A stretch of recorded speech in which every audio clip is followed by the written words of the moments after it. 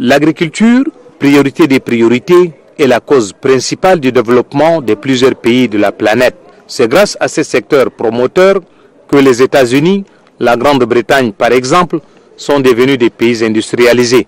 Certains pays africains qui ont copié le modèle des Américains et Européens sont également sur la voie de l'industrialisation. Le Tchad, pays sylvo-agro-pastoral par excellence, ne fait pas exception. Depuis quelques années, la mécanisation de l'agriculture préoccupe les plus hautes autorités du pays. Des milliers d'hectares de terres arides ont été aménagés pour la valorisation de ces secteurs vitaux. Plusieurs milliards de nos francs ont été investis dans l'achat des matériels agricoles tels que les tracteurs et les intrants agricoles mis à la disposition des agriculteurs.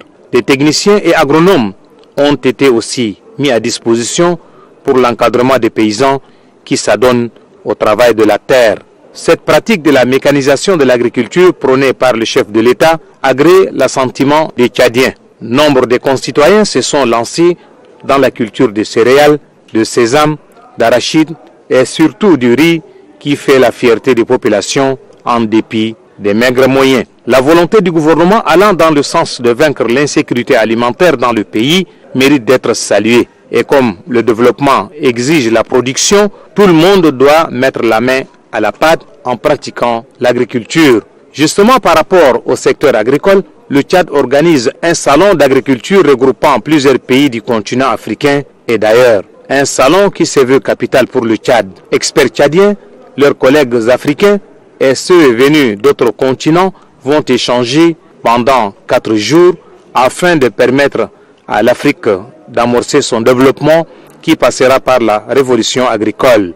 De ce salon, le Tchad attend de nouvelles techniques de production et de transformation. Certes, le Tchad est un pays agricole par excellence, mais il est aussi un pays d'élevage qui constitue les mamelles de son économie. Ainsi donc, l'élevage et l'agriculture qui vont de pair méritent une vulgarisation en utilisant bien évidemment les nouvelles technologies.